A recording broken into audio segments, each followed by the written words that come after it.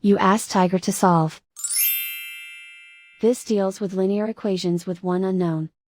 The final result is a equals -9/2. Let's solve it step by step. Simplify the expression. Simplify the arithmetic. Group all constants on the right side of the equation. Add 9 to both sides. Simplify the arithmetic.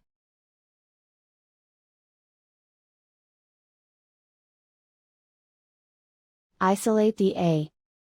Divide both sides by -2. Cancel out the negatives. Simplify the fraction. Move the negative sign from the denominator to the numerator. And so the final result is a equals -9/2.